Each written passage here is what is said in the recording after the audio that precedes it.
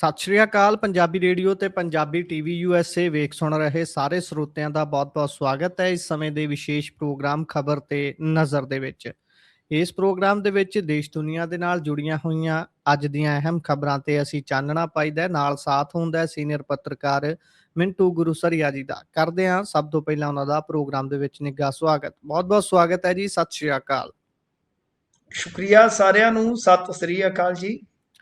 ਅੱਜ ਦੇ ਪ੍ਰੋਗਰਾਮ ਦੇ ਸਪਾਂਸਰਸ ਦਾ ਧੰਨਵਾਦ ਕਰਦੇ ਚੱਲੀਏ। ਖਾਲਸਾ ਇੰਸ਼ੋਰੈਂਸ ਲੰਬੇ ਸਮੇਂ ਤੋਂ ਇੰਸ਼ੋਰੈਂਸ ਦੇ ਖੇਤਰ ਦੇ ਵਿੱਚ ਸੇਵਾਵਾਂ ਨਿਭਾ ਰਹੇ ਨੇ। ਤੁਸੀਂ ਵੀ ਸੰਪਰਕ ਕਰ ਸਕਦੇ ਹੋ। ਨੰਬਰ ਹੈ ਜੀ 408 272 2500। ਟਿਰਕਿਆਣਾ ਇਮੀਗ੍ਰੇਸ਼ਨ ਲਾ ਫਰਮ ਜੇ ਟਿਰਕਿਆਣਾ ਹੁਣਾਂ ਨਾਲ ਸੰਪਰਕ ਕਰ ਸਕਦੇ ਹੋ ਕਿਸੇ ਵੀ ਤਰ੍ਹਾਂ ਦੀ ਇਮੀਗ੍ਰੇਸ਼ਨ ਦੇ ਬਾਬਤ ਸਲਾਹ ਮਸ਼ਵਰਾ ਕਰਨ ਦੇ ਲਈ। Krishan Dhanota Yuba City, Baljinder Singh Nijjar Woodland, GN lube ਵਾਲੇ ਟਰੱਕ ਵਾਸ਼ ਕਰਦੇ ਨੇ, ਆਇਲ ਚੇਂਜ ਕਰਦੇ ਨੇ, 에ਅਰ ਬ੍ਰੇਕਸ ਦਾ ਕੰਮ ਤਸੱਲੀ ਬਖਸ਼ ਕਰਦੇ ਨੇ। ਤੁਸੀਂ ਇਹਨਾਂ ਦੇ ਕੋਲੋਂ ਨਵੇਂ ਪੁਰਾਣੇ ਟਾਇਰ ਵੀ ਖਰੀਦ ਸਕਦੇ ਹੋ। ਲੋਕੇਸ਼ਨ ਸੈਂਟਾ ਨੇਲਾ ਦੀ ਹੈ। ਨਿੰਮਾ ਸਹੋਤਾ ਹੋਣਾ ਦਾ ਨੰਬਰ ਹੈ 209 277 0113। Jaswinder Singh Nagra, Roswell Avtar Singh Sangha, Yuba City, Baldev Singh Kang, Yuba City. ਬਹੁਤ ਬਹੁਤ ਧੰਨਵਾਦ ਹੈ ਇਹਨਾਂ ਸਾਰੇ ਸਪਾਂਸਰਸ ਦਾ। ਰੁੱਖ ਹੁਣ ਖਬਰਾਂ ਦਾ ਕਰਦੇ ਆ। ਮਿੰਟੂ ਜੀ, ਖਬਰਾਂ ਵੱਲ ਆਈਏ ਤਾਂ ਵਿਧਾਨ ਸਭਾ ਦੇ ਵਿੱਚ ਅੱਜ ਇੱਕ ਵਾਰ ਮੁੜ ਤੋਂ ਹੰਗਾਮਾ ਹੋਇਆ।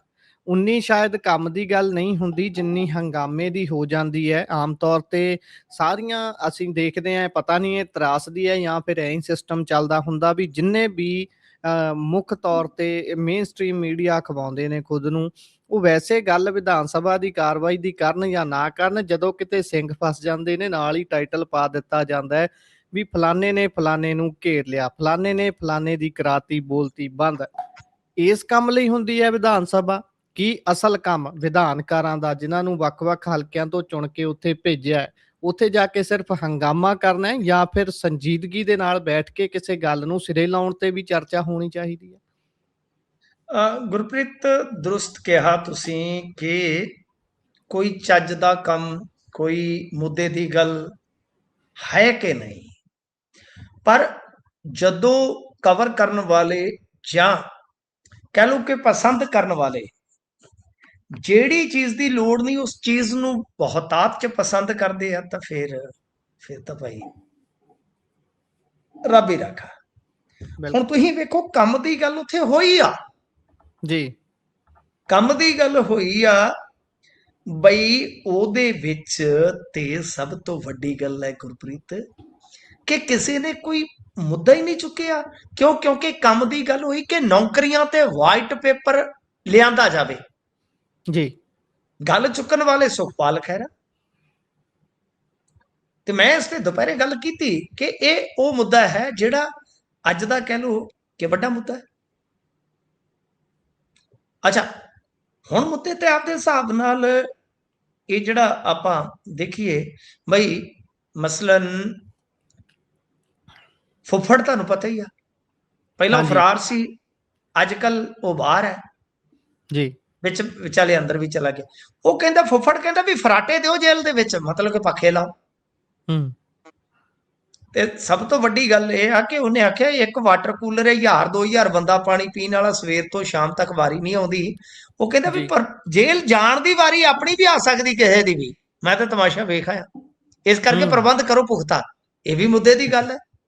ਬਿਲਕੁਲ, ਇਹ ਵੀ ਮੁੱਦੇ ਦੀ ਗੱਲ ਆ ਕਿ ਭਾਈ ਜੇਲ੍ਹਾਂ ਦਾ ਪ੍ਰਬੰਧ ਤੇ ਆਪ ਦਾ ਜਿਹੜਾ ਹੈ ਨਾ ਉਹ ਠੀਕ ਕਰੋ। ਖੈਰ, ਗੱਲ ਇਹ ਆ ਗੁਰਪ੍ਰੀਤ ਕਿ ਇਸ ਮਾਮਲੇ ਦੇ ਵਿੱਚ ਜੇ ਆਪਾਂ ਵੇਖੀਏ ਤਾਂ ਵਾਈਟ ਪੇਪਰ ਲਿਆਉਣ ਦੀ ਮੰਗ ਤੇ ਵੀ ਇਹਨਾਂ ਨੇ ਗੱਲ ਕਿੱਧਰ ਦੀ ਕਿੱਧਰ ਨੂੰ ਘੁਮਾ ਲਈ। ਬਈ ਲਾਡੀ ਸ਼ੇਰਵਾਲੀਆ ਕਹਿੰਦਾ ਮੇਰੇ ਹਲਕੇ 'ਚ ਕੋਈ ਨੌਕਰੀ ਨਹੀਂ ਆਈ, ਅਮਨ ਅਰੋੜਾ ਕਹਿੰਦਾ ਮੈਂ ਬੋਝੇ 'ਚ ਪਾ ਕੇ ਜਾਊਂ ਅਸਤੀਫਾ, ਤੁਸੀਂ ਇੱਕ ਵੀ ਬੰਦਾ ਹੱਥ ਖੜਾ ਕਰਾ ਦਿਓ। ਵਿੱਚੇ ਰਾਣਾ ਗੁਰਜੀਤ ਵਲੇਟ ਲਿਆ, ਰਾਣਾ ਗੁਰਜੀਤ ਹੋਰ ਪਾਸੇ ਤੁਰ ਪਏ, ਕਹਿੰਦੇ ਆ ਜਿਹੜੇ ਕਾਲੀਆਂ ਜਿਹੀਆਂ ਐਨਕਾਂ ਲਾ ਕੇ ਤੁਰੇ ਫਿਰਦੇ ਹੁੰਦੇ ਬਾਉਂਸਰ ਵਰਦੀਆਂ ਪਾ ਕੇ, ਇਹਨਾਂ ਨੂੰ ਟ੍ਰੇਨਿੰਗ ਦਿਓ, ਇਹਨਾਂ ਨੂੰ ਰੁਜ਼ਗਾਰ ਦਿਓ, ਫਲਾਂ ਟਮਕਾ। ਕਿੱਧਰ ਦੀ ਗੱਲ ਕਿੱਧਰ ਨੂੰ ਤੁਰਦੀ ਆ ਜੀ।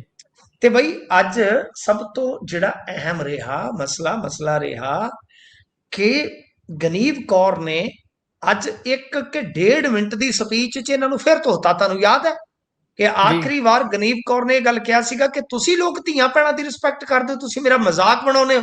ਜਦੋਂ ਮੈਂ ਬੋਲਣ ਲੱਗਦੀ, ਮੈਂ ਕਿਸੇ ਦੀ ਜੀ ਧੀ ਭੈਣ ਨਹੀਂ। ਤਾਂ ਅੱਜ ਵੀ ਤੁਸੀਂ ਦੇਖੋ ਗਨੀਵ ਕੌਰ ਮਜੀਠੀਆ ਨੇ ਮਿੰਟ ਕੇ 1.5 ਮਿੰਟ ਲਾਇਆ ਹੈ, ਤੁਸੀਂ ਉਹਨੂੰ ਦੁਬਾਰਾ ਜਾ ਕੇ ਦੇਖ ਲੈਣਾ, ਮਿੰਟ ਜੀ ਜਾਂ 1.5 ਮਿੰਟ। ਤੇ ਉਸ ਤੋਂ ਬਾਅਦ ਇਹਨਾਂ ਦਾ ਕੀ ਹਾਲ ਸੀ?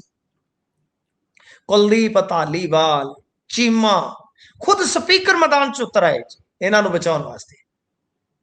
ਔਰ ਸਪੀਕਰ ਨੇ ਇੰਨੀ ਬੇਹੁਦਾ ਟਿੱਪਣੀ ਕੀਤੀ ਆ, ਕਿਹਾ ਕਿ ਖੁਸਰੇ ਦੀ ਅੱਡੀ ਵਰਗੀ ਦਾੜੀ ਕਰਨ ਵਾਲੇ ਅਕਾਲ ਤਖਤ ਤੋਂ ਭਗੌੜੇ ਮੁਰਦਾਬਾਦ ਕਰ ਰਹੇ ਨੇ। ਬਈ ਇਹ ਗੱਲਾਂ ਕਹਿਣ ਵਾਲੀਆਂ ਨੇ ਯਾਰ। ਸਪੀਕਰ ਹੋਵੇ, ਗੁਰਸਿੱਖ ਹੋਵੇ, ਆਪਣੇ ਆਪ ਨੂੰ ਉਹ ਕਹਿੰਦਾ ਦੁਨੀਆ ਦਾ ਸਭ ਤੋਂ ਸਿਆਣਾ ਆਦਮੀ ਮੈਂ ਆ। ਕੀ ਇਦਾਂ ਬਈ ਵਿਖਾਵੇ ਕਰਕੇ, ਅਚਕਣਾ ਪਾ ਕੇ, ਸ਼ੇਰਵਾਨੀਆਂ ਪਾ ਕੇ ਕੀ ਤੁਸੀਂ ਸਿਆਣੇ ਹੋ ਜਾਓਗੇ? ਮਾਨਸਿਕਤਾ ਦਾ ਜਨਾਜ਼ਾ ਕੱਢਦੇ ਨੇ ਆਪਣੀ ਦਾ ਆਪ। ਮੈਂ ਉਹੀ ਗੱਲ ਆਨਾ ਗੁਰਪ੍ਰੀਤ ਕਿ ਬਈ ਇਹ ਸਪੀਕਰ ਸਾਹਿਬ ਦੇ ਲੈਵਲ ਦੀ ਪਹਿਲੀ ਗੱਲ, ਸਪੀਕਰ ਸਾਹਿਬ ਨੂੰ ਸਿਆਸੀ ਭੇਡ 'ਚ ਨਹੀਂ ਆਉਣਾ ਚਾਹੀਦਾ। ਬਿਲਕੁਲ ਅਕਾਲੀ ਮਾੜੇ ਨੇ, ਕਾਂਗਰਸੀ ਮਾੜੇ ਨੇ, ਆਮ ਆਦਮੀ ਪਾਰਟੀ ਵਾਲੇ ਮਾੜੇ ਨੇ।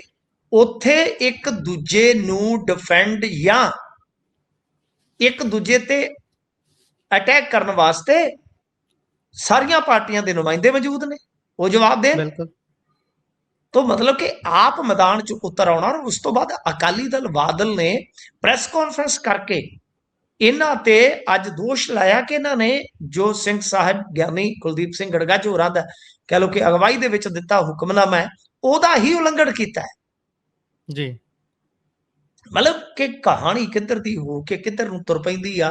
सो अज जे आपां वेखीए तां संधवा साहब ने जिस तरह हवा कीता है जो कस्टोडियन ने हाउस से, तो मेरे ख्याल दे नाल बेहद घटिया, मैं इसनूं बेहद घटिया मनदा है। ठीक है, काम वधिया भी होया। मैं जिवें कहा कि वाइट पेपर की गल आई, सुखपाल सिंह खैरा होरां ने कहा कि लियाओ भाई दसो आपां हिसाब किताब करिए किन्नियां नौकरियां मिलियां ते महत्वपूर्ण है कि किनूं मिलियां ने। पंजाब की गुजरात, राजस्थान, उत्तराखंड, हिमाचल की तर्ज ते कानून नहीं बना सकता, नियम नहीं बना सकता जी। ते सब तो वड्डी गल मैं भी कहना कि डोमोसाइल दे विच जां मैट्रिकुलेशन दे विच जिहड़ी आपां पंजवीं दे पंजाबी देने आ, फिर 12वीं दे विच ग्रैजुएट ਜਿਹੜੇ ਹੁੰਦੇ ਕਿ ਉਹਨਾਂ ਦੇ ਵਿੱਚ ਪੰਜਾਬੀ ਦਾ ਮਿਆਰ ਸੈੱਟ ਕੀਤਾ ਜਾਵੇ ਕਿ ਪੰਜਾਬੀ ਪਾਸ ਕਰਨੀ ਲਾਜ਼ਮੀ ਨਹੀਂ, ਪੰਜਾਬੀ ਚੰਗੇ ਮਿਆਰ ਨਾਲ ਬਈ ਸਮਝ ਕੇ ਪਾਸ ਕਰਨੀ ਲਾਜ਼ਮੀ ਹੋਣੀ ਚਾਹੀਦੀ। ਇਹ ਮੁੱਦਾ ਸੀ ਜਿਹਦੇ ਤੇ ਅੱਗੇ ਵਧਿਆ ਜਾ ਸਕਦਾ ਸੀ, ਬਟ ਤੁਹਾਨੂੰ ਪਤਾ ਹੀ ਆ ਮੁੱਦੇ ਜਿਵੇਂ ਆਂਦੇ ਹੁੰਦੇ ਨਾ ਘੱਟੇ ਕੌਡੀਆਂ ਰੁਲ ਜਾਣ ਵਾਲੀ ਗੱਲ ਹੁੰਦੀ ਆ, ਮੁੱਦੇ ਰੁਲ ਜਾਂਦੇ ਨੇ। ਤਾਂ ਬੇਹੱਦ ਦੁਖਦ ਹੈ, ਬੇਹੱਦ ਦੁਖਦ ਹੈ ਜੀ। ਅਸੀਂ ਕਹਿ ਸਕਦੇ ਹਾਂ ਕਿ ਸਾਡੇ ਹਾਊਸ ਦੇ ਵਿੱਚ जिस तरह असी एक बहस वेखनी चाहते हैं, एक कंस्ट्रक्टिव संवाद देखना चाहते हैं, असी पंजाब की गल हुंदी देखनी चाहते हैं, कोई भी करे डजन मैटर, सानू कोई फर्क नहीं पैंदा वो आम आदमी पार्टी दा जां कोई किसी होर पार्टी दा, मैनू उस नाल कोई रत्ता भी फर्क नहीं पैंदा। मैं तो गल कहना कि भाई साफ सुथरी उत्थे राजनीति होनी चाहिए। पर अफसोस की गल है प्रताप सिंह बाजवा होरां ने ते अज इत्थों तक दोष लाया, ਇੱਥੋਂ तक दोष लाया कि ਜਦੋਂ ਉਹ ਐਂਟਰ ਹੋ ਰਹੇ ਸਨ ਤਾਂ ਐਂਟਰੀ ਗੇਟ ਤੇ ਪੁਲਿਸ ਵੱਲੋਂ ਉਹਨਾਂ ਦੇ ਨਾਲ ਧੱਕਾ ਮੁੱਕੀ ਕੀਤੀ ਗਈ ਹੈ।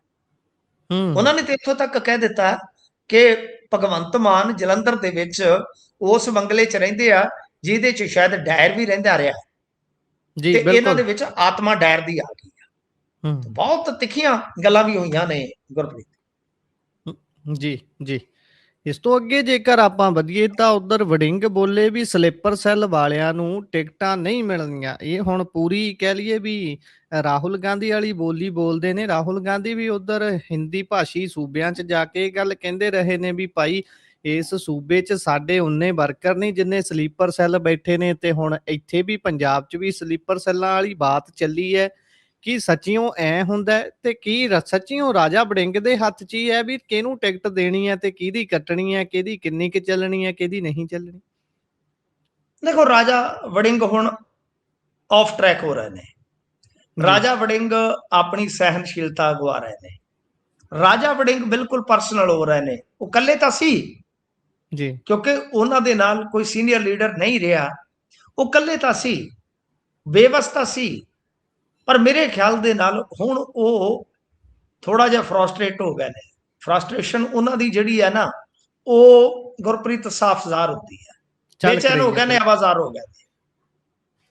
ਤਾਂ ਗੱਲ ਇਹ ਹੈ ਕਿ ਉਹਨਾਂ ਨੇ ਤੇ ਇੱਕ ਐਸੇ ਬੰਦੇ ਤੇ ਵਿਅਕਤੀਗਤ ਹਮਲਾ ਕੀਤਾ ਹੈ, ਕਿਉਂਕਿ ਮੈਨੂੰ ਬਹੁਤ ਕਹਾਣੀਆਂ ਦਾ ਪਤਾ ਹੈ ਗੁਰਪ੍ਰੀਤ। ਮੈਂ ਇਸ ਪੋਲਿਟਿਕਸ ਨੂੰ ਬਹੁਤ ਚੰਗੀ ਤਰ੍ਹਾਂ ਜਾਣਦਾ, ਇਸ ਕਿੱਤੇ 'ਚ ਆਉਣ ਤੋਂ ਪਹਿਲਾਂ ਵੀ ਮੈਂ ਪੋਲਿਟਿਕਸ ਨੂੰ ਬਹੁਤ ਚੰਗੀ ਤਰ੍ਹਾਂ ਜਾਣਦਾ, ਕਿਉਂਕਿ ਮੈਂ ਇਹਦਾ ਹਿੱਸਾ ਰਿਹਾ ਵਾਂ ਜੀ। ਇੱਕ ਐਸੇ ਬੰਦੇ ਤੇ ਪਰਸਨਲ ਹੋ ਗਿਆ ਕਿ ਪਿਓ ਪੁੱਤ ਟਿਕਟ ਭਾਲਦੇ ਆ, ਜਿਸ ਬੰਦੇ ਨੇ ਆਪਦੀ ਬਲੀ ਦਿੱਤੀ ਸੀ ਰਾਜਾ ਵੜਿੰਗ ਨੂੰ ਬਚਾਉਣ ਲਈ। ਰਾਜਾ ਵੜਿੰਗ ਜ਼ਿਲ੍ਹਾ ਦੇ ਪ੍ਰਧਾਨ ਹੁੰਦੇ ਸੀ, ਉਹ ਯੂਥ ਪ੍ਰੈਜ਼ੀਡੈਂਟ ਹੁੰਦੇ ਸੀ, ਮੈਨੂੰ ਅੱਜ ਵੀ ਯਾਦ ਆ। ਕੈਪਟਨ ਨੇ ਕਿਹਾ ਕਿ ਇਹਨੂੰ ਲਾਓ, ਇਹ ਜਗਮੀਤ ਖੇਮੇ ਦਾ ਬੰਦਾ ਹੈ, ਫਲਾਂ ਟਮਕਾ। ਤਾਂ ਉਹ ਸ਼ਖਸ ਅੜ ਗਿਆ ਕਿ ਨਹੀਂ ਨਹੀਂ ਨਹੀਂ ਜੀ, ਇਹ ਬਹੁਤ ਵਧੀਆ ਲਾਇਕ ਹੈ ਬੰਦਾ। ਉਹਨੇ ਆਖਿਆ ਕੋਈ ਗੱਲ ਨਹੀਂ, ਉਸੇ ਖੈਬੜ ਦੇ ਵਿੱਚ ਉਹਨੇ ਉਹਨੂੰ ਚੋਪੜ ਦਿੱਤਾ ਜੀ। ਹਿਸਾਬ ਲਾ ਲਓ, ਜਿਸ ਬੰਦੇ ਨੇ ਰਾਜਾ ਵੜਿੰਗ ਲਈ ਕੁਰਬਾਨੀ ਦਿੱਤੀ, ਅੱਜ ਰਾਜਾ ਵੜਿੰਗ ਜੀ ਉਹਨਾਂ ਦੇ ਨਾਲ ਵੀ 36 ਦਾ ਅੰਕੜਾ ਲੈ ਕੇ ਚੱਲ ਰਹੇ ਨੇ। ਤਾਂ ਫਿਰ ਮਤਲਬ ਕਿ ਤੁਸੀਂ ਦੇਖੋ, ਬੜਾ ਸਾਫ਼ ਹੈ। ਰਾਜਾ, ਮੈਂ ਵਾਰ-ਵਾਰ ਕਹਿੰਦਾ ਕਿ ਇਹ ਸਾਰੇ ਮੇਰੇ ਇਲਾਕੇ ਦੇ ਆ ਤੇ ਪਰਸਨਲੀ ਮੈਨੂੰ ਜਾਣਦੇ ਆ, ਮੈਂ ਕਦੇ ਇਸ ਗੱਲ ਤੋਂ ਮੁੱਕਰੇ, ਪਰ ਮੈਂ ਆਲੋਚਨਾ ਕਰਨ ਲੱਗਿਆ ਫਿਰ ਸਜ਼ਾ ਖੱਬਾ ਨਹੀਂ ਦੇਖਦਾ ਜੀ। ਇਹ ਵੀ ਇਹ ਸਾਰਾ ਲੀਡਰ ਲਾਣਾ ਜਾਣਦਾ ਹੈ। ਦੇਖੋ ਗੱਲ ਇਹ ਹੈ ਕਿ ਜੇ ਮੰਨ ਲਓ ਰਾਜਾ ਵੜਿੰਗ ਨੂੰ ਪਤਾ ਹੈ ਕਿ ਮੈਂ ਲੀਡਰ ਰਹਿਣਾ ਜੀ, ਤਾਂ ਫਿਰ ਤਾਂ ਤੁਹਾਨੂੰ ਚਾਹੀਦਾ ਕਿ ਕੋਈ ਗੱਲ ਨਹੀਂ ਵੀ ਵੀਰੇ, ਜੋ ਕਰਨਾ ਹੈ ਤੁਸੀਂ ਕਰ ਲਿਓ। ਮੈਨੂੰ ਹਾਈ ਕਮਾਂਡ ਜਦੋਂ ਵੀ ਕਹੇ ਕਿ ਮੈਂ ਪਾਸੇ ਹੋ ਜਾਣਾ, ਠੀਕ ਹੈ ਜੀ। ਜੇ ਉਹ ਕਹਿੰਦੇ ਤੇ ਮੈਂ ਬਘੇਲ ਸਾਹਿਬ ਦੇ ਪ੍ਰੋਗਰਾਮਾਂ 'ਚ ਵੀ ਨਹੀਂ ਜਾਂਦਾ, ਤੁਸੀਂ ਆ ਜਾਓ ਜੀ। ਬਿਲਕੁਲ। ਜੇ ਉਹ ਤੁਹਾਨੂੰ ਸੌਂਪ ਦਿੰਦੇ ਆ ਲੀਡ, ਅਗਵਾਈ, ਤਾਂ ਮੈਂ ਤੁਹਾਡੇ ਮਗਰ ਤੁਰਨ ਨੂੰ ਤਿਆਰ ਹਾਂ। ਮੈਂ ਇਸ ਤੋਂ ਵੱਧ ਕੁਝ ਨਹੀਂ ਬੋਲਣਾ, ਤੁਸੀਂ ਜੋ ਬੋਲਣਾ ਬੋਲੀ ਜਾਓ, ਵਿਰੋਧ ਕਰੀ ਜਾਓ। ਪਰ ਜਦੋਂ ਤੁਸੀਂ ਕੱਲੇ ਦਾ ਨਾਂ ਲੈ ਕੇ ਕਿ ਜੀ ਧਰਮਿੰਦਰ ਸਿੱਧੂ ਐ ਕਰ ਦੂੰਗਾ, ਮੈਂ ਉਹਨੂੰ ਟਿਕਟ ਨਹੀਂ ਲੈਣ ਦੇਣੀ, ਭਾਜਪਾ ਚੋਂ ਆਇਆਂ ਨੂੰ ਟਿਕਟ ਨਹੀਂ ਲੈਣ ਦੇਣੀ, ਫਿਰ ਭਾਜਪਾ ਚੋਂ ਆਉਣ ਦੀ ਲੋੜ ਹੀ ਨਹੀਂ ਸੀ ਇਹਨਾਂ ਨੂੰ ਵੜਨ ਹੀ ਨਾ ਦਿੰਦੇ ਇੱਥੇ। ਬਿਲਕੁਲ। ਫਿਰ ਮੈਂ ਰਾਹੁਲ ਗਾਂਧੀ ਤੋਂ ਟਿਕਟ ਨਹੀਂ ਲੈਣ ਦੇਣੀ, ਮੈਂ ਵਕਾਲਤ ਤਾਂ ਮੈਂ ਹੀ ਕਰਨੀ ਆ, ਵਕੀਲ ਤਾਂ ਮੈਂ ਹੀ ਆ। ਭਾਈ ਗੱਲ ਇਹ ਆ ਕਿ ਭਾਈ ਤੁਸੀਂ ਤੇ ਪਹਿਲਾਂ ਹੀ ਅਗਲੇ ਨੂੰ ਦੁਸ਼ਮਣ ਬਣਾ ਰਹੇ ਹੋ ਜੀ। ਜਿਹੜਾ ਅੱਜ ਮੰਨ ਲਓ ਵਿੱਚ ਵਿਚਾਲੇ ਆ ਜਾਂ ਚੰਨੀ ਵਾਲੀ ਸਾਈਡ ਆ, ਫਰਜ਼ ਕਰੋ ਚੰਨੀ ਕਿਸੇ ਹੋਰ ਪਾਰਟੀ 'ਚ ਚਲੇ ਜਾਂਦੇ, ਅਦਰ ਪਾਰਟੀ 'ਚ, ਪਰ ਉਹ ਬੰਦੇ ਕਾਂਗਰਸ 'ਚ ਹੀ ਰਹਿੰਦੇ ਆ ਜੀ, ਜਿਨ੍ਹਾਂ ਦੀ ਸੰਭਾਵਨਾ ਹੈ ਕਿ ਉਹ ਸੂਰਤ 'ਚੋਂ ਤੁਹਾਡੇ ਨਾਲ ਆ ਜਾਣ, ਪਰ ਅੱਜ ਤੁਸੀਂ ਉਹਨਾਂ ਨੂੰ ਵੀ ਦੁਸ਼ਮਣ ਬਣਾ ਰਹੇ ਹੋ। ਇਹ ਰਾਜਨੀਤੀ ਨਹੀਂ ਹੈ ਸਰ ਜੀ। ਇਹ ਮਤਲਬ ਪ੍ਰੋੜ ਰਾਜਨੀਤੀ ਨਹੀਂ ਹੈ ਗੁਰਪ੍ਰੀਤ। ਰਾਜਨੀਤੀ ਦੁਸ਼ਮਣ ਦਾ ਦਿਲ ਜਿੱਤਣ ਦੀ ਕਲਾ ਰੱਖਣ ਵਾਲੇ ਰਾਜਨੀਤਿਕ ਬੰਦੇ ਦੀ ਹੈ। ਤਾਂ ਇਸ ਕਰਕੇ ਰਾਜਾ ਵੜਿੰਗ ਆ ਗਏ ਉਸੇ ਅਗਰੈਸਿਵ ਅੰਦਾਜ਼ ਦੇ ਵਿੱਚ। ਉਹ ਕਹਿ ਰਹੇ ਨੇ ਕਿ ਭਾਈ ਦੇਖੋ ਗੱਲ ਇਹ ਆ, ਤਰਕ ਉਹਨਾਂ ਦੇ ਮਾੜੇ ਨਹੀਂ ਹੈ, ਕਈ ਤਰਕ ਉਹਨਾਂ ਦੇ ਬੜੇ ਕਾਇਮ। ਹੁਣ ਤੁਸੀਂ ਇਸ ਤਰਕ ਦਾ ਜਵਾਬ ਸ਼ਾਇਦ ਨਹੀਂ ਲੱਭ ਪਾਓਗੇ। ਉਹ ਕਹਿੰਦੇ ਆ ਕਿ ਜਿਸ ਮਨਪ੍ਰੀਤ ਬਾਦਲ ਨੂੰ ਮੈਂ ਕੱਢਿਆ ਗਿੱਦੜਬਾਹ ਚੋਂ ਜ਼ੋਰ ਲਾ ਕੇ, ਉਹੀ ਮਨਪ੍ਰੀਤ ਬਾਦਲ ਹਾਈ ਕਮਾਨ ਨੇ ਲਿਆ ਕੇ ਮੰਤਰੀ ਬਣਾ ਕੇ ਮੇਰੇ ਸਿਰ ਤੇ ਰਪੜਾਤਾ, ਤੇ ਮੈਂ ਬਈ ਸਿਰਫ 5 ਮਹੀਨੇ ਮੰਤਰੀ ਰਿਹਾ, ਉਹ 4.5 ਸਾਲ ਰਿਹਾ, 5 ਸਾਲ ਰਿਹਾ। ਮੈਂ ਵੀ ਤਾਂ ਤੁਰਿਆ ਹੀ ਨਾ। ਹੁਣ ਇਹਦੇ ਤਰਕ ਦੀ ਕੋਈ ਕਾਟ ਨਹੀਂ ਹੈਗੀ। ਉਹ ਇਹ ਵੀ ਕਹਿੰਦਾ ਆ ਕਿ ਜਦੋਂ ਸਰਕਾਰ ਬਣੀ ਪਹਿਲੇ ਧਰਨੇ 'ਚ 90 ਕੇ 100 ਜਾਣਾ ਸੀ ਅਸੀਂ, ਤੇ ਸਾਰੇ ਦੇ ਸਾਰੇ ਅਸੀਂ ਅਹੁਦੇਦਾਰ ਸੀ, ਇੱਕ ਵੀ ਵਰਕਰ ਜਾਂ ਇੱਕ ਵੀ ਬੰਦਾ ਨਹੀਂ ਆਇਆ ਸਾਡੇ ਨਾਲ। ਮੈਂ ਉੱਥੋਂ ਤੋਰ ਕੇ 7 ਸੀਟਾਂ ਤੇ ਲਿਆਂਦੀ ਆ ਕਾਂਗਰਸ ਲੋਕ ਸਭਾ ਦੇ। ਜੀ, ਮੇਰਾ ਗੁਨਾਹ ਦੱਸੋ? ਤੁਹਾਡੇ ਕੋਲ ਇਹਨਾਂ ਚੀਜ਼ਾਂ ਦੇ ਜਵਾਬ ਨਹੀਂ ਹੋਣਗੇ ਸ਼ਾਇਦ। ਜੀ। ਪਰੰਤੂ ਜੋ ਰਾਜਾ ਵੜਿੰਗ ਹੁਣ ਕਰ ਰਹੇ ਨੇ ਕਿ ਬਾਏ ਨੇਮ ਪਰਸਨਲ ਜਿਹੜਾ ਕੋਈ ਕੀਤਾ ਕਰਾਇਆ ਕਿਸੇ ਦਾ, ਉਹਨੂੰ ਵੀ ਮਲੀਆ ਮੇਟ ਕਰ ਦੇਣਾ, ਇਹ ਮੇਰੇ ਖਿਆਲ ਦੇ ਨਾਲ ਲੰਮਾ ਚੱਲਣ ਵਾਲੀ ਤੇ ਰਾਜਨੀਤੀ ਨਹੀਂ ਲੱਗਦੀ। ਤੇ ਦੂਜੇ ਪਾਸੇ ਹੁਣ ਤੁਸੀਂ ਵੇਖੋ ਕਿ ਸਲੀਪਰ ਸੈੱਲ ਬਾਰੇ, ਕਿ ਸਲੀਪਰ ਸੈੱਲ ਜੇ ਹੈ ਤਾਂ ਹੁਣ ਤੱਕ ਉਹ ਸਲੀਪ ਕਿਉਂ ਕਰ ਰਹੇ? ਤੁਸੀਂ ਬਤੌਰ ਪ੍ਰਧਾਨ ਉਹਨਾਂ ਦੀ ਨਿਸ਼ਾਨਦੇਹੀ ਕਰਕੇ ਉਹਨਾਂ ਨੂੰ ਸਿੱਟ ਦਿੰਦੇ ਬਾਹਰ। ਅੱਜ ਚੰਨੀ ਸਾਹਿਬ ਦੇ ਵੀ ਪੋਸਟਰ ਲੱਗੇ ਕਿ ਘਰ ਘਰ ਵਿੱਚ ਚੱਲੀ ਗੱਲ, ਚੰਨੀ ਚੱਲਿਆ ਭਾਜਪਾ ਵੱਲ। ਖਾਕੀ ਨਿੱਕਰ ਹੈ, ਇਹ ਵੀ ਪੋਸਟਰ ਲੱਗ ਗਏ ਨੇ। ਜੀ ਅੱਛਾ, ਬਘੇਲ, ਹੁਣ ਬਘੇਲ ਢਿੱਲੇ ਜਿਹੇ ਹੋ ਗਏ। ਪਹਿਲਾਂ ਕਹਿੰਦੇ ਵਰਦਾਨ ਤੋਂ ਰਾਜਾ ਜੀ ਰਹੇਂਗੇ, ਉਹ ਵੀ ਹੁਣ ਢਿੱਲੇ ਹੋ ਗਏ। ਹਰ ਜੀ ਪ੍ਰੋਗਰਾਮ 'ਚ ਵਿਰੋਧਤਾ ਹੋਣ ਲੱਗ ਗਈ, ਹਰ ਪ੍ਰੋਗਰਾਮ 'ਚ ਖਲਲ ਪੈ ਰਿਹਾ। ਤਾਂ ਇਸ ਵਾਸਤੇ ਕਾਂਗਰਸ ਲਈ ਇਸ ਸਥਿਤੀ 'ਚੋਂ ਨਿਕਲਣ ਦਾ ਇੱਕੋ ਹੀ ਤਰੀਕਾ ਹੈ ਕਿ ਹਾਈ ਕਮਾਨ ਕਿਸੇ ਪੁਆਇੰਟ ਤੇ ਸਹਿਮਤ ਕਰੇ ਸਭ ਨੂੰ, ਜੋ ਸੰਭਵ ਨਹੀਂ ਜਾਪਦਾ। ਹੁਣ ਅੱਜ ਮੈਂ ਕੁਝ ਕਾਂਗਰਸੀ ਲੀਡਰਾਂ ਦੇ ਨਾਲ ਗੱਲ ਕੀਤੀ ਆ, ਉਹਨਾਂ ਦੇ ਵਿੱਚੋਂ ਇੱਕ ਦੋ ਨੇ ਕਿਹਾ ਕਿ ਉੱਤੋਂ ਸੁਨੇਹਾ ਲੱਗਿਆ ਕਿ 1-2 ਦਿਨਾਂ 'ਚ ਸ਼ਾਇਦ ਮਾਮਲਾ ਸੁਲਟ ਜਾਏਗਾ, ਯਾਨੀ ਮਾਮਲਾ ਨਿਬੜ ਜਾਏਗਾ। ਜੇ ਤੇ ਮਾਮਲਾ ਨਿਬੜ ਜਾਏਗਾ ਤਾਂ ਠੀਕ ਆ, ਨਹੀਂ ਤਾਂ ਚਿੱਟਾ ਕੁੜਤਾ, ਜਿਵੇਂ ਨਾ ਕਰਨ ਔਜਲਾ ਕਹਿੰਦਾ ਚਿੱਟਾ ਕੁੜਤਾ ਨਹੀਂ ਲਿਬੜ ਗਿਆ, ਤਾਂ ਬਸ ਜੀ ਉਹ ਗੱਲ ਹੋ ਜਾਣੀ ਆ ਕਿ ਇਹਨਾਂ ਦਾ ਕੁੜਤਾ ਤੇ ਕੀ ਲਿਬੜਨਾ, ਕੁੜਤਾ ਉਧੜਨਾ ਸ਼ੁਰੂ ਹੋ ਜਾਣਾ ਉਦੋਂ ਤੱਕ ਲੜ ਲੜ ਕੇ। ਬਿਲਕੁਲ ਇਸ ਵਾਸਤੇ ਜ਼ਰੂਰੀ ਆ ਕਿ ਹਾਈ ਕਮਾਨ ਕੁਝ ਫੈਸਲਾ ਲੈ ਲਵੇ, ਅਦਰਵਾਈਜ਼ ਇਹ ਤਾਂ ਫੈਸਲਾ ਕਰੀ ਜਾਂਦੇ ਆ। ਅੱਜ ਹੋਣਗੇ ਫੈਸਲੇ, ਬਸ ਇਹ ਤਾਂ ਫੈਸਲਾ ਕਰੀ ਜਾਂਦੇ ਆ। ਤਾਂ ਗੱਲ ਇਹ ਆ ਕਿ ਰਾਜਾ ਵੜਿੰਗ ਕਾਫੀ ਅਗਰੈਸਿਵ ਹੋ ਰਹੇ ਆ, ਪਰ ਮੈਨੂੰ ਲੱਗਦਾ ਕਿ ਉਹ ਕੁਝ ਜ਼ਿਆਦਾ ਕਰ ਰਹੇ ਨੇ, ਰਿਐਕਟ ਕੁਝ ਜ਼ਿਆਦਾ ਕਰ ਰਹੇ ਨੇ। ਉਹਨਾਂ ਨੂੰ ਐਕਟ ਕਰਨਾ ਚਾਹੀਦਾ, ਰਿਐਕਟ ਮੇਰੇ ਖਿਆਲ ਦੇ ਨਾਲ ਉਹਨਾਂ ਵਾਸਤੇ ਮਾੜਾ ਹੀ ਜਾ ਰਿਹਾ। ਜੀ ਇਸ ਤੋਂ ਅੱਗੇ ਜੇਕਰ ਚਲੀਏ ਤਾਂ ਗੱਲ ਭਾਜਪਾ ਦੀ ਵੀ ਨਾਲ ਲੱਗਦੀ ਕਰ ਲੈਂਦੇ ਆ। ਜਿਸ ਸਮੇਂ ਇਹਨਾਂ ਨੂੰ ਪੰਜਾਬ ਦੇ ਲੋਕਾਂ ਦੀ ਨਬਜ਼ ਟੋਣੀ ਚਾਹੀਦੀ ਹੈ, ਬੇਸ਼ੱਕ ਕਾਂਗਰਸ ਹੋਵੇ ਭਾਜਪਾ ਹੋਵੇ, ਕਿਉਂਕਿ ਇਹ ਲੋਚਦੇ ਨੇ ਵੀ ਅਗਲੀ ਸਰਕਾਰ ਸਾਡੀ ਆਵੇ। ਉਸ ਸਮੇਂ ਇੱਕ ਦੂਸਰੇ ਦੇ ਨਾਲ ਖਹਿਬਣ ਚ ਉਲਝਣ ਚ ਹੀ ਇਹ ਲੱਗੇ ਹੋਏ ਨੇ, ਤੇ ਭਾਜਪਾ ਦੇ ਅੰਦਰ ਵੀ ਖਿੱਚੋਤਾਣ ਇਹੀ ਚੱਲੀ ਜਾਂਦੀ ਹੈ।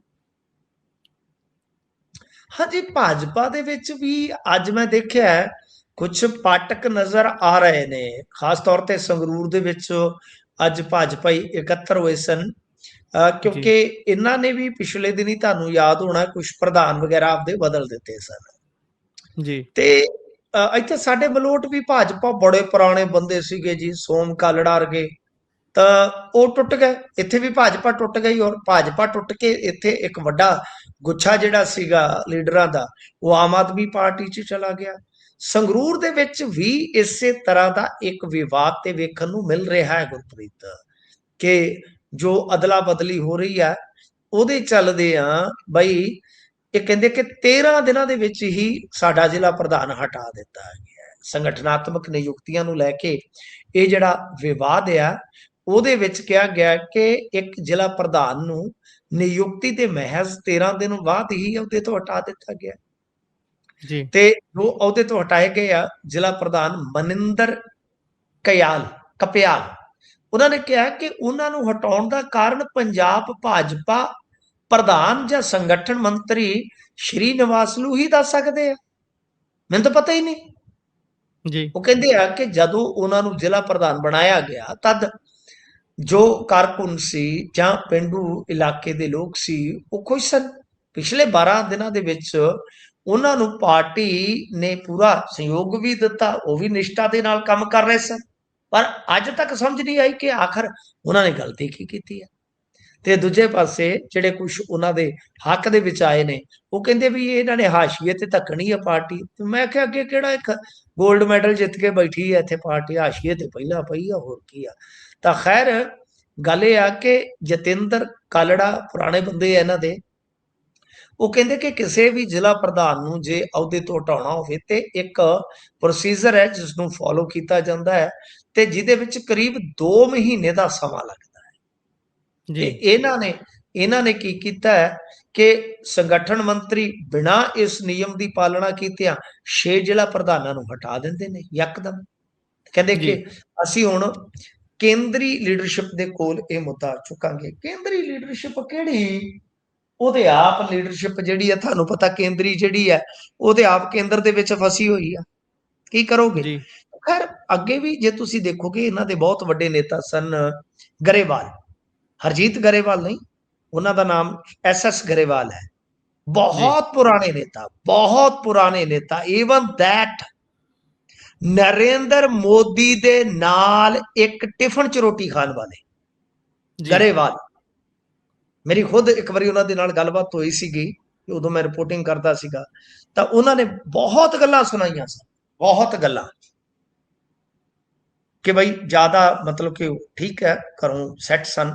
ਗਰੇਵਾਲ ਤੁਹਾਨੂੰ ਪਤਾ ਹੀ ਹੈ ਲੁਧਿਆਣੇ ਦੇ ਬਈ ਸ਼ੁਰੂ ਤੋਂ, ਤਾਂ ਉਹ ਕਹਿੰਦੇ ਵੀ ਮਤਲਬ ਮੇਰਾ ਖਰਚਾ ਵਰਚਾ ਚੱਲਦਾ ਸੀਗਾ ਉਸ ਜੀ ਟਾਈਮ ਤੋਂ। ਯਾਨੀ ਹਿਸਾਬ ਲਾ ਲਓ ਜਦੋਂ ਤੋਂ ਨਰਿੰਦਰ ਮੋਦੀ ਪ੍ਰਚਾਰਕ ਸਨ, ਉਸ ਤੋਂ ਵੀ ਪਿੱਛੇ, ਜੀ ਉਦੋਂ ਤੋਂ ਪਿੱਛੇ। ਤਾਂ ਉਹਨਾਂ ਨੇ ਇਹਨਾਂ ਚੀਜ਼ਾਂ ਦੇ ਕਰਕੇ ਉਹ ਕਹਿੰਦੇ ਕਿ ਮਿੰਟੂ ਹੁਣ ਪਿੱਛੇ ਜੇ ਫਿਰ ਮੇਰੀ ਗੱਲ ਹੋਈ ਕਿ ਯਾਰ ਹੁਣ ਬਸ ਵਸੋਂ ਬਾਹਰ ਆ ਰਾਜਨੀਤੀ, ਚੁੱਪ ਕਰਕੇ ਬਹਿ ਜਾਓ। ਤਾਂ ਉਹ ਵੀ ਭਾਜਪਾ ਤੋਂ ਲਾਂਭੇ ਹੋ ਗਏ ਨੇ। ਜੀ ਮਤਲਬ ਕਿ ਜਿਹੜੇ ਬੰਦਿਆਂ ਨੇ ਭਾਜਪਾ ਲਈ ਉਦੋਂ ਕੰਮ ਕੀਤਾ ਜਦੋਂ ਭਾਜਪਾ ਬਿਲਕੁਲ ਅਕਾਲੀਆਂ ਦੇ ਪਰਛਾਵੇਂ ਹੇਠੀ ਤੁਰਦੀ ਸੀ। ਹੂੰ ਇਸ ਕਰਕੇ ਕਿਤੇ ਨਾ ਕਿਤੇ ਆਪਾਂ ਕਹਿ ਲਈਏ ਕਿ ਇਹ ਪਾਰਟੀ ਵੀ ਜਿਹੜੀ ਹੈ ਨਾ, ਉਹ ਇੰਨੀ ਜ਼ਿਆਦਾ ਸੈਂਟਰਲਾਈਜ਼ਡ ਆ ਕਿ ਇੱਥੋਂ ਦੇ ਲੀਡਰਾਂ ਦੇ ਪੱਲੇ ਹੀ ਕੁਛ ਨਹੀਂ ਹੈਗਾ। ਇਹ ਵੀ ਜ਼ਿਆਦਾ ਕੋਈ ਹਿਲਜੁਲ ਨਹੀਂ ਕਰ ਸਕਦੇ। ਸੋ ਇਸ ਵਾਸਤੇ ਹੁਣ ਇਹੀ ਦੇਖਣਾ ਹੋਏਗਾ ਕਿ ਭਾਜਪਾ ਜਿਹੜੀ ਕਿ ਜਦੋਜਹਿਦ ਕਰਦੀ ਆ, ਉਹਨਾਂ ਨੂੰ ਮਤਲਬ ਕਿ ਉਸ ਜਦੋਜਹਿਦ ਦੇ ਵਿੱਚੋਂ ਕੋਈ ਫਾਇਦਾ ਮਿਲਦਾ ਹੈ ਕਿ ਨਹੀਂ ਗਾਂ ਜਾ ਕੇ। ਬਿਲਕੁਲ। ਇਸ ਤੋਂ ਅੱਗੇ ਵਧੀਏ ਤਾਂ ਪੰਜਾਬ ਸਰਕਾਰ ਦੇ ਵੱਲੋਂ ਉਦਯੋਗਪਤੀਆਂ ਨੂੰ ਝਟਕਾ ਦਿੱਤਾ ਗਿਆ ਹੈ, ਉਹ ਵੀ ਇਹੋ ਜਿਹੇ ਕਸੂਤੇ ਸਮੇਂ ਦੇ ਵਿੱਚ ਜਦੋਂ ਚੋਣਾਂ ਸਿਰ ਤੇ ਖੜੀਆਂ ਹੋਣ ਤੇ ਉਦਯੋਗਪਤੀਆਂ ਨੂੰ ਝਟਕਾ ਦੇਣਾ ਇਹ ਹਜ਼ਮ ਹੋਣ ਵਾਲੀ ਗੱਲ ਹੈ ਨਹੀਂ। ਪਾਇਓ ਜ਼ਰਾ ਚਾਨਣਾ। ਦੇਖੋ ਗੱਲ ਇਹ ਆ ਕਿ ਜਦੋਂ ਆਂਦੇ ਹੁੰਦੇ ਨਾ, ਘਸੁੰਨ ਮਾਰਦਾ ਨਾ ਲੱਤ ਮਾਰਦਾ, ਉਹ ਜਦੋਂ ਵੀ ਮਾਰਦਾ ਤੇ ਬੰਦੇ ਦੀ ਮੱਤ ਮਾਰਦਾ। ਮੱਤ ਜਦੋਂ ਮਾਰਦਾ। ਮੱਤ ਮਾਰੀ ਜਾਵੇ ਤੇ ਫਿਰ ਇਹੋ ਜਿਹੇ ਫੈਸਲੇ ਵੀ ਹੋ ਜਾਂਦੇ ਆ ਗੁਰਪ੍ਰੀਤ, ਕੋਈ ਵੱਡੀ ਗੱਲ ਨਹੀਂ ਹੈਗੀ, ਇਹੋ ਜਿਹੇ ਮੌਕਿਆਂ ਤੇ ਵੀ ਹੋ ਜਾਂਦੇ ਆ। ਤੇ ਅਸਲ ਦੇ ਵਿੱਚ ਨਾ ਇਹਨਾਂ ਦੇ ਫੈਸਲਿਆਂ ਦਾ ਤੁਹਾਨੂੰ ਪਤਾ ਹੀ ਆ, ਇਹਨਾਂ ਨੇ ਹੁਣ ਵੇਖ ਲਓ ਮੁਲਾਜ਼ਮਾਂ ਦੇ ਖਿਲਾਫ ਵੀ ਸੁਪਰੀਮ ਕੋਰਟ 'ਚ ਚਲੇ ਜਾਣਾ। ਜੀ ਉਹ ਵੀ ਤੇ ਕੋਈ ਫੈਸਲਾ, ਫਿਰ ਉਹ ਕਿਹੜਾ ਛੋਟਾ ਫੈਸਲਾ ਹੋਏਗਾ। ਇਹਨਾਂ ਨੇ ਬਿਲਕੁਲ। ਸਕੂਲਾਂ ਤੇ ਲਿਆਂਦਾ ਆਰਡੀਨੈਂਸ, ਤੇ ਉਹਦੇ 'ਚ ਵੀ ਉਹ ਜਿਹੜੀ ਫੀਸ ਵਾਲੇ ਵਾਧੇ ਦੀ ਤੇ ਵਾਪਸੀ ਦੀ ਜਿਹੜੀ ਮੱਦ ਸੀ ਉਹ ਕੱਟੀ ਗਈ, ਸਟੇ ਹੋ ਗਿਆ। ਉਹ ਕਹਿਣ ਦਾ ਮਤਲਬ ਹੈ ਕਿ ਇਦਾਂ ਦੇ ਕੰਮ ਕਰਦੇ ਆ। ਸੋ ਇਹਨਾਂ ਨੇ ਹੁਣ ਕੀ ਕੀਤਾ ਹੈ ਕਿ ਮੇਨਟੇਨੈਂਸ ਚਾਰਜ ਜਿਹੜਾ ਹੈ ਉਹ ਵਸੂਲੀ ਕਹਿੰਦੇ ਕਿ ਬਿਜਲੀ ਬਿੱਲ ਦੇ ਨਾਲ ਕਰੇ। ਜੇਕਰ ਕਿਸੇ ਫੈਕਟਰੀ ਜਾਂ ਉਦਯੋਗਿਕ ਇਕਾਈ ਨੇ ਮੇਨਟੇਨੈਂਸ ਚਾਰਜ ਨਾ ਭਰਿਆ ਤਾਂ ਉਹਦਾ ਬਿਜਲੀ ਕਨੈਕਸ਼ਨ ਵੀ ਕੱਟਿਆ ਜਾ ਸਕਦਾ ਹੈ। ਯਾਨੀ ਜੇ ਤੁਸੀਂ ਬਿੱਲ ਅਦਾ ਕਰ ਦਿੱਤਾ ਪਰ ਉਹ ਜਿਹੜਾ ਕਹਿ ਲਓ ਕਿ ਸਾਂਭ ਸੰਭਾਲ ਦਾ, ਜੇ ਤੁਸੀਂ ਬਿੱਲ ਅਦਾ ਨਾ ਕੀਤਾ ਨਾਲ ਦੀ ਨਾਲ, ਇਹ ਅੱਜ ਇਹਨਾਂ ਨੇ ਲੈ ਆਂਦਾ Punjab common infrastructure regulation and maintenance amendment bill 2026। ਠੀਕ ਹੈ ਜੀ। ਤੇ ਇਹਦੇ ਵਿੱਚ ਇਹਨਾਂ ਨੇ ਕੀ ਕੀਤਾ ਹੈ ਕਿ ਸੜਕਾਂ, ਸਟਰੀਟ ਲਾਈਟ ਸੁਰੱਖਿਆ, ਡਰੇਨਸ ਤੇ ਕਚਰਾ ਪ੍ਰਬੰਧ ਜੈਸੀਆਂ ਜੋ ਵੀ ਇਹ ਹੁੰਦੀਆਂ ਨੇ ਚੀਜ਼ਾਂ, ਉਹਨਾਂ ਦੇ ਲਈ ਇਹ ਫੰਡ ਜਟਾਉਂਦੇ ਆ। ਉਹਦੇ ਵਾਸਤੇ ਇਹਨਾਂ ਨੇ ਇਹ ਕਿਹਾ ਹੈ ਕਿ ਬਿਜਲੀ ਬਿੱਲ ਦੇ ਨਾਲ ਇਹ ਵਸੂਲਿਆ ਜਾਏਗਾ। ਛੋਟੇ, ਮੱਧਮ ਤੇ ਵੱਡੇ ਉਦਯੋਗਾਂ ਦੇ ਲਈ ਅੱਡ-ਅੱਡ ਸਰਵਿਸ ਚਾਰਜ ਜਿਹੜੇ ਤੈਅ ਕੀਤੇ ਜਾਣਗੇ। ਵਸੂਲੀ ਗਈ ਰਕਮ ਦਾ 90% ਸੰਬੰਧਿਤ ਇੰਡਸਟਰੀਅਲ ਏਰੀਆ ਦੇ ਵਿੱਚ SPV ਨੂੰ ਮਿਲੇਗਾ, 10% ਸਰਕਾਰੀ ਏਜੰਸੀਆਂ ਨੂੰ। ਨਗਰ ਨਿਗਮ ਖੇਤਰ ਦੇ ਵਿੱਚ ਸਰਵਿਸ ਚਾਰਜ ਹੀ ਪ੍ਰਾਪਰਟੀ ਟੈਕਸ ਦੇ ਬਰਾਬਰ ਮੰਨਿਆ ਜਾਏਗਾ। ਦੋਵਾਂ ਦਾ ਅਲੱਗ-ਅਲੱਗ ਭੁਗਤਾਨ ਨਹੀਂ ਹੋਏਗਾ। ਸ਼ਿਕਾਇਤਾਂ ਦੇ ਨਿਬੇੜੇ ਦੇ ਵਾਸਤੇ DC ਦੀ ਪ੍ਰਧਾਨਗੀ ਦੇ ਵਿੱਚ ਡਿਸਟ੍ਰਿਕਟ ਮੋਨੀਟਰਿੰਗ ਅਥਾਰਟੀ ਬਣਾਈ ਜਾਏਗੀ। ਤਾਂ ਗੱਲ ਇਹ ਆ ਕਿ ਭਾਈ ਇਹ ਉਹਨਾਂ ਇਲਾਕਿਆਂ ਦੇ ਵਿੱਚ ਸ਼ੁਰੂ ਹੋ ਜਾਏਗਾ ਜਿੱਥੇ ਕਹਿ ਲਈਏ ਕਿ ਇੰਡਸਟਰੀਅਲ ਏਰੀਆ ਆਉਂਦਾ ਹੈ, ਪਾਰਕ ਜਾਂ estate। ਇੱਥੇ ਨੋਟੀਫਾਈ ਇੰਡਸਟਰੀਅਲ ਪਾਰਕ ਤੇ ਐਸੈਟਸ ਦੇ ਬਾਹਰ ਬਣੇ ਉਦਯੋਗਿਕ ਕਲਸਟਰ ਵੀ ਇਹਦੇ ਦਾਇਰੇ 'ਚ ਆ ਜਾਣਗੇ। ਠੀਕ ਹੈ ਜੀ। ਤਾਂ ਕੁੱਲ ਮਿਲਾ ਕੇ ਕਹਿ ਸਕਦੇ ਹਾਂ ਗੁਰਪ੍ਰੀਤ ਕਿ ਇਸ ਵੇਲੇ ਪੈਸੇ ਇਕੱਠੇ ਕਰ ਰਹੇ ਨੇ, ਇਹਨਾਂ ਨੂੰ ਹੋਰ ਕੁਝ ਨਹੀਂ ਸੁੱਝ ਰਿਹਾ। ਉਦਯੋਗ ਵਾਲਿਆਂ ਨੇ ਤੇ ਅੱਗੇ ਇਹਨਾਂ ਨੂੰ ਵੋਟਾਂ ਪਾ ਕੇ ਪਛਤਾਵਾ ਮੱਲਿਆ ਕਿ ਸਾਨੂੰ ਇਹਨਾਂ ਨੇ ਕੁਝ ਵੀ ਨਹੀਂ ਦਿੱਤਾ। ਲਿਹਾਜ਼ਾ ਮੈਂ ਤੁਹਾਨੂੰ ਜਿਵੇਂ ਕਿਹਾ ਕਿ ਮੱਤ ਹੀ ਮਾਰਦਾ, ਇਹਨਾਂ ਦੇ ਫੈਸਲੇ ਹੀ ਤੁਸੀਂ ਦੇਖਣਾ ਕਿ ਫੈਸਲਾ ਕੌਣ ਸਾਬਤ ਹੋਣਗੇ ਇਹਨਾਂ ਵਾਸਤੇ।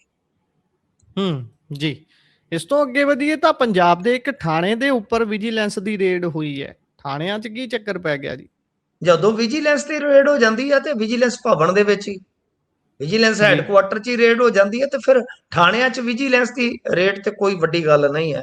ਲਿਹਾਜ਼ਾ ਗੱਲ ਇਹ ਆ ਕਿ ਬਈ ਇਹ ਬਠਿੰਡਾ ਦੇ ਵਿੱਚ ਸਾਈਬਰ ਥਾਣੇ 'ਚ ਵਿਜੀਲੈਂਸ ਦੀ ਰੇਡ ਹੋਈ ਆ।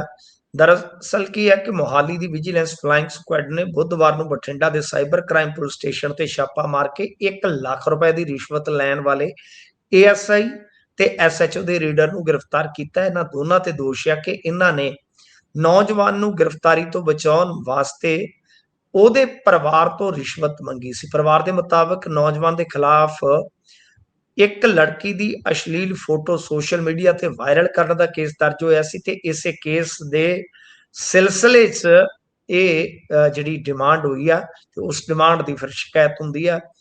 ਦੋਸ਼ੀਆਂ ਦੀ ਪਛਾਣ ਹੋਈ ਆ ASI ਸਤਰੂਪ ਸਿੰਘ ਤੇ SHO ਦੇ ਰੇਡਰ ਗੁਰਚਰਨ ਸਿੰਘ ਦੇ ਰੂਪ ਦੇ ਵਿੱਚ। ਦੋਵੇਂ ਹੀ ਬਠਿੰਡੇ ਦੇ ਰਹਿਣ ਵਾਲੇ ਆ ਤੇ ਸਾਈਬਰ ਥਾਣੇ ਦੇ ਵਿੱਚ ਤੈਨਾਤ ਆ। ਅੱਛਾ, ਗੱਲ ਇਹ ਆ ਕਿ ਬਈ ਤੁਸੀਂ ਹਿਸਾਬ ਲਾ ਲਓ ਕਿ ਹੁਣ ਰਿਸ਼ਵਤ ਦਾ ਰੇਟ ਕੀ ਆ। ਆਹੀ ਕੰਮ ਮੰਨ ਲਓ 10 ਸਾਲ ਪਹਿਲਾਂ 5 ਸਾਲ ਪਹਿਲਾਂ ਹੁੰਦੇ ਤੇ ਹੋਣਗੇ, ਇਹ ਤੇ ਹੈ ਨਹੀਂ ਕਿ ਨਹੀਂ ਹੁੰਦੇ ਸੀ ਇਸ ਤਰ੍ਹਾਂ ਥਾਣਿਆਂ 'ਚ। ਇਹ ਤਾਂ ਮੈਂ ਤੁਹਾਡੇ ਤੇ ਛੱਡਦਾ, ਤੁਸੀਂ ਮੇਰੇ ਤੋਂ ਨਾ ਪੁੱਛਣਾ ਵੀ ਤੁਸੀਂ ਆਪ ਆਪਣੇ ਵਿਵੇਕ ਤੋਂ ਫੈਸਲਾ ਕਰੋ ਕਿ ਹੁੰਦੇ ਹੋਣਗੇ। ਪਰ ਉਦੋਂ ਦੇ ਰਿਸ਼ਵਤ ਦਾ ਰੇਟ ਦਾ ਹਿਸਾਬ ਕਿਤਾਬ ਮੇਰੇ ਖਿਆਲ ਦੇ ਨਾਲ DA ਇਹਨਾਂ ਨੇ ਮੁਲਾਜ਼ਮਾਂ ਨੂੰ ਤੇ ਨਹੀਂ ਦਿੱਤਾ ਜੀ, ਪਰ ਏਦਾਂ ਉਹ DA ਲੈ ਰਹੇ ਨੇ, ਆਪਦਾ ਮਹਿੰਗਾਈ ਭੱਤਾ ਲੈ ਰਹੇ ਨੇ ਰਿਸ਼ਵਤ ਦੇ ਰੇਟ ਵਧਾ ਕੇ। ਆਹ ਕੋਈ ਵੱਡੇ ਕੰਮ ਨਹੀਂ ਹੈਗੇ ਥਾਣਿਆਂ ਦੇ। ਬਿਲਕੁਲ। ਵੈਸੇ ਤੇ ਜੋ ਵੀ ਕ੍ਰਾਈਮ ਆ ਮਾੜਾ ਹੁੰਦਾ, ਮਾੜਾ ਹੁੰਦਾ, ਉਸ ਨੂੰ ਢੱਕਿਆ ਜਾਣਾ ਉਸ ਤੋਂ ਵੀ ਮਾੜਾ ਹੈ। ਪਰ ਇੰਨੇ ਰੇਟ ਜਿਹੜੇ ਆ ਨਾ ਰਿਸ਼ਵਤ ਦੇ ਨਹੀਂ ਸੀ। ਇਹੋ ਜਿਹੇ ਕੰਮ ਦੇ ਵਿੱਚ ਕੇਸ ਦੇ ਹਿਸਾਬ ਨਾਲ ਇਹ ਪੈਸੇ ਲੈਂਦੇ ਆ। ਇੰਨੇ ਪੈਸੇ ਤੇ ਅੱਗੇ ਕਤਲ ਵਾਲੇ ਕੇਸ 'ਚ ਲੈਂਦੇ ਸਨ। ਤੇ ਮੈਂ 3 ਸਾਲ ਪਹਿਲਾਂ 4 ਸਾਲ ਪਹਿਲਾਂ ਕਿਹਾ, ਮੇਰੀ ਨਜ਼ਰ ਦੇ ਵਿੱਚ ਇੱਕ ਖੁਦਕੁਸ਼ੀ ਕੇਸ ਦਾ ਮਾਮਲਾ ਆਇਆ ਜਿਹਦੇ ਵਿੱਚ ਇੱਕ ਆਹੀ ਜਿਹੜਾ ਥਾਣੇਦਾਰ ਕਹਿ ਲਓ, ਸਬ ਇੰਸਪੈਕਟਰ ਪੱਧਰ ਦਾ ਬੰਦਾ, ਉਹ ਇੱਕ ਘਰ ਤੋਂ 4 ਲੱਖ ਰੁਪਈਆ ਲੈ ਗਿਆ ਪਹਿਲਾਂ। ਜਦੋਂ ਉਹਨੇ ਫੇਰ ਖਹਿੜਾ ਨਹੀਂ ਛੱਡਿਆ ਤੇ ਮੈਂ ਉਹਨਾਂ ਨੂੰ ਕਿਹਾ ਕਿ ਹੁਣ ਭਾਈ ਤੁਸੀਂ ਥੋੜਾ ਜਿਹਾ ਕਾੜੇ ਹੋਵੋ। ਫਿਰ ਜਦੋਂ ਉਹਨੂੰ ਪਤਾ ਲੱਗਿਆ ਵੀ ਇਹਦੇ ਵਿੱਚ ਹੁਣ ਬੰਦੇ ਇਨਵੋਲਵ ਹੋ ਰਹੇ ਆ, ਉਹ ਭੱਜ ਗਿਆ ਫਿਰ, ਕਿਉਂਕਿ ਉਹਨਾਂ ਕੋਲ ਵਿਚਾਰਿਆਂ ਕੋਲ ਪਹਿਲੇ ਡਰੇ ਬੰਦੇ ਸੀਗੇ, ਸਬੂਤ ਕੋਈ ਨਾ, ਕੁਝ ਨਹੀਂ ਸੀ ਉਹਨਾਂ ਦੇ ਕੋਲ, ਨਾ ਕੋਈ ਉਹਨਾਂ ਨੇ ਰਿਕਾਰਡਿੰਗ ਕੀਤੀ, ਨਾ ਲੈਣਾ ਨਾ ਦੇਣਾ, ਉਲਟਾ दारू ਪੀਣੀ ਘਰਾਂ 'ਚ ਆ ਕੇ ਇਦਾਂ ਉਦਾਂ।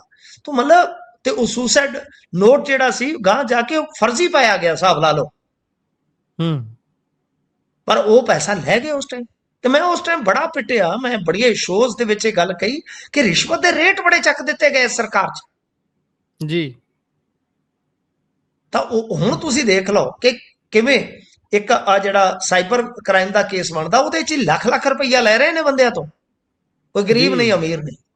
ਤਾਂ ਇਹ ਡਿਮਾਂਡ ਹੁੰਦੀ ਆ। ਤੁਸੀਂ ਆ ਪਿਛਲੇ ਦਿਨ ਹੀ ਇੱਕ ਵੇਖਿਆ ਹੋਣਾ ਹੈ ਕਿ ਮਾਈਨਿੰਗ ਅਫਸਰ ਫੜਿਆ ਸੀ ਇਹਨਾਂ ਨੇ, ਉਸ ਬੰਦੇ ਨੇ ਮਿੱਟੀ ਕਢਾਉਣ ਦਾ ਖੇਤ 'ਚੋਂ 40 ਲੱਖ ਰੁਪਈਆ ਮੰਗਿਆ ਸੀ ਤੇ 18 ਚ 19 ਲੱਖ 'ਚ ਨਹੀਂ 19.5 ਲੱਖ 'ਚ ਡੀਲ ਡਨ ਹੋਈ। ਹਿਸਾਬ ਲਾ, ਇੰਨੇ ਜ਼ਿਆਦਾ ਰੇਟ ਚੱਕੇ ਹੋਏ ਨੇ, ਖਿੱਚੀ ਆਉਂਦੇ ਨੇ ਕੰਮ। ਖੈਰ ਅੱਗੇ ਵਧੀਏ ਤਾਂ ਉਧਰ ਵਿਕਰਮ ਵਧਵਾ ਨੂੰ ਅਯਾਸ਼ੀ ਕਰਾਉਣੀ ਮਹਿੰਗੀ ਪੈ ਗਈ ਹੈ।